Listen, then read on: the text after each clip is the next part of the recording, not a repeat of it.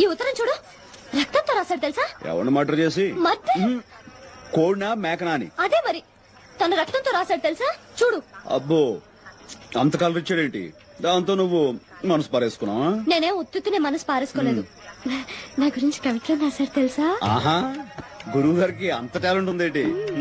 ఏం రాశాడు? నాకు సిగ్గేస్తుంది, నువ్వే చదువు. అబ్బా, నాకెందుకమ్మా అంత అదృష్టం? నువ్వు చదివి వినిపించు, తరిస్తా.